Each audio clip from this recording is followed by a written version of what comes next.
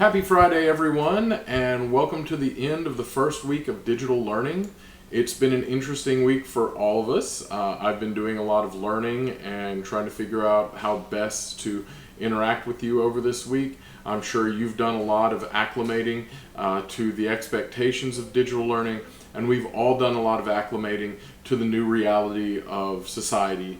Hopefully we've all been practicing the practices set forth by the CDC of social distancing, keeping our hands washed, and not touching our faces often.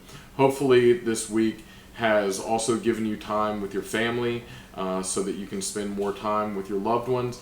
And thank goodness that we live in this age of the internet, Netflix, online games, Steam, and all the other ways that we're able to interact with each other without having to come into physical contact. I want to take a minute and go through what we did this week. So first, remember that the physics classroom is our digital textbook. This is where you're supposed to be getting the base information from this class. This is no different than while we were in school, but it's even more important now. So far we have covered the definition and mathematics of work, the amount of work done by forces, potential energy, and kinetic energy. And we've talked about power and mechanical energy. So right now, you should have read parts A through F in the work, energy, and power section. Second, there are a set of videos that I have uploaded, everything from notes on gravitational potential energy to the types of energy to calculating power, calculating work, and calculating work when forces are applied at angles. I encourage you to watch those if you're in need of help in solving some of the problems on the worksheets. Again, if you have questions on those problems, make sure you reach out either by joining our Zoom session at 11 or by submitting a question via Remind.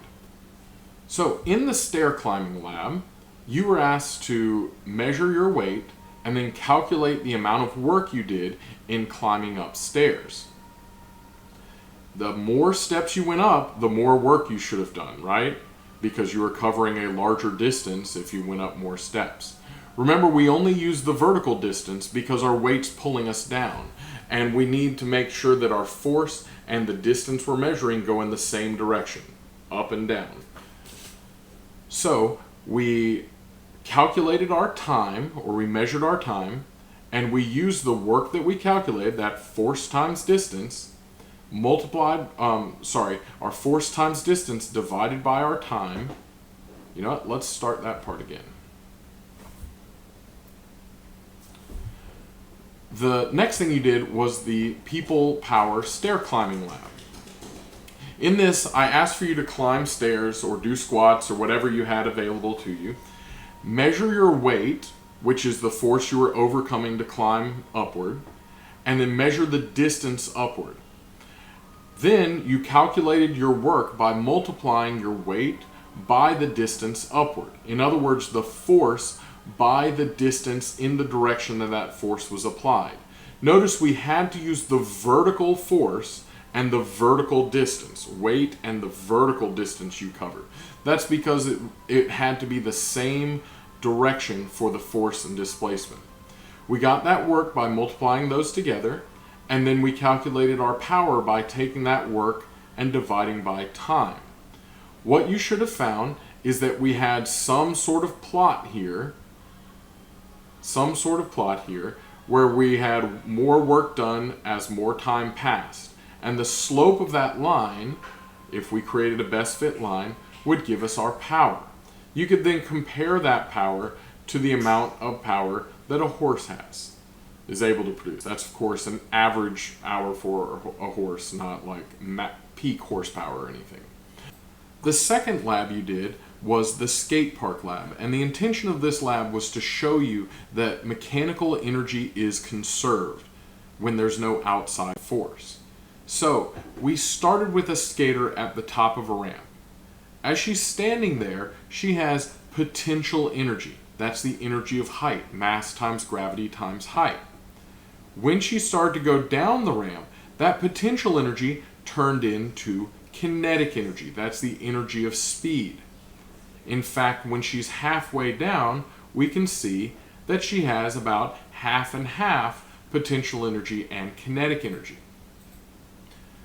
When she goes back to the top, she goes to the same height because she has enough kinetic energy to turn back into the same amount of potential energy, getting her the same height. Notice the total energy remains the same. This is mechanical energy. That's the combination of potential and kinetic energy. When you add the two together, you get mechanical energy, which stays the same throughout. We can see that in the bar graph with that total energy part, or on the pie graph by the size of the pie. So we ask ourselves, what could we do to increase the mechanical energy of the system? Well, couldn't we make her larger? Come back in a couple years and look, she's bigger, and look, her pie is now bigger, and her total amount of energy is now larger. Because of that, because she starts with more potential energy at the top, she has to end up with more kinetic energy at the bottom. Now, because mass is in both of those formulas, the mass cancels out, and notice that her speed is the same right about there, right? Whether she's large or small. It's the same speed because mass cancels out in potential to kinetic energy calculations. Then we looked at what happened when we added friction. And what you can see friction does is takes mechanical energy away. Friction is doing work on the system because the friction is outside of the system. It's a force coming from outside the system. The system, what's that? Well, it's made up of all the features that are applying force to each other, converting that energy between potential and kinetic. So that would be the skater, the wheels, the skateboard, and the earth itself applying that weight. So what happens here? She starts with the same amount of potential energy, but some of that energy is lost to friction over time until all of that energy eventually is converted into heat. Remember, that's what friction does. This is the reality of the world. There is no such thing as a perpetual motion machine. Energy is always, always, always lost a little bit to friction. Now, in our problems, we will generally ignore this. But if you're looking at the world and seeing how it works, remember that no energy conversion is perfect. Friction always takes some of that energy and converts it into heat. There's a reason why your engine is warm. There's a reason why brakes get warm. There's a reason why any machine running long enough builds up heat. It's because of that friction. Finally, we made a playground, and you were asked to make the skater go as high as possible, and maybe you made a big ramp like this, something like that, and we made her go flying off. Woo! The third thing we did was our stopping distance lab. In the stopping distance lab, you were asked to find relationships between height, speed, and work done.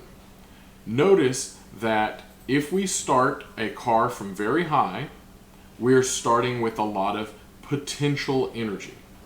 Therefore, it must have the same amount of kinetic energy when it reaches the bottom, because mechanical energy is conserved, just like we saw in the skate park lab. Because that mechanical energy is conserved, we can say the amount of potential energy at the top equaled the amount of kinetic energy at the bottom. And then that must also be equal to the amount of work done to stop the car. Well, where's the work coming from? It has to be some force times some distance, right?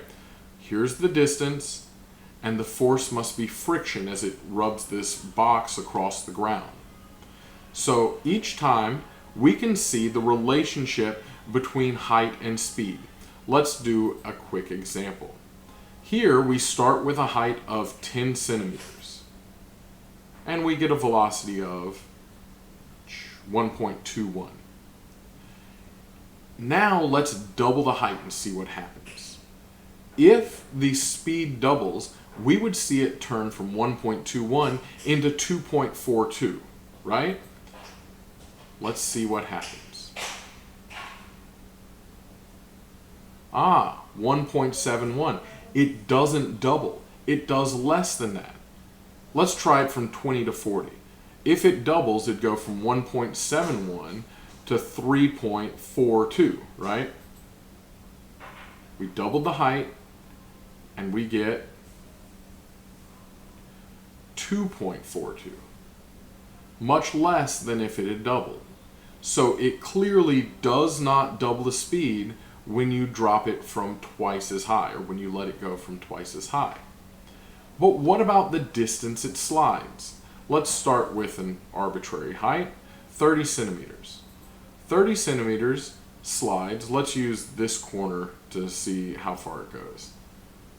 10, 20, 30, 35, about 35 centimeters, right? So now let's double the height.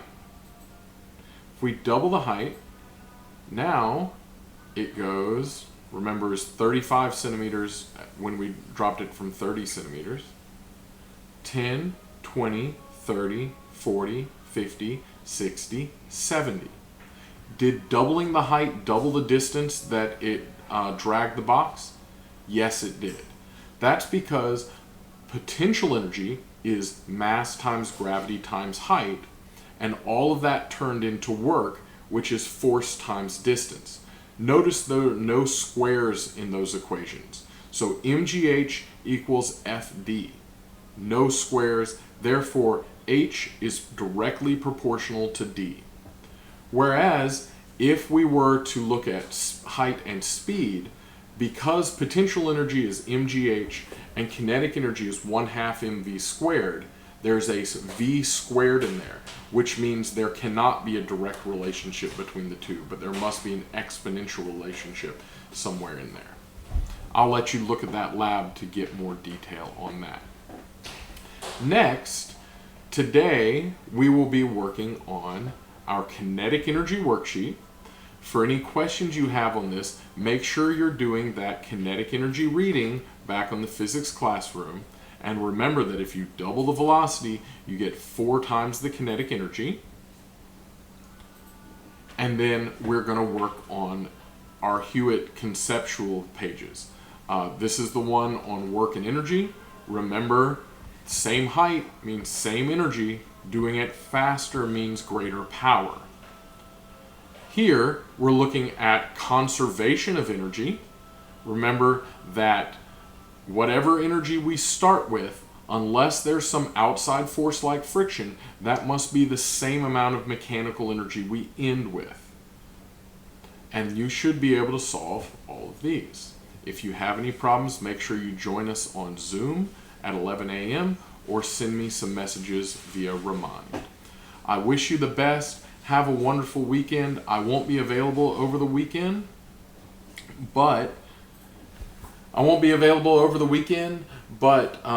Monday we'll be right back at it, and we'll have another Zoom session, and we'll be able to answer any questions you have at that point. Enjoy your weekend, guys. Make sure you're using that time wisely, especially to spend time with your family.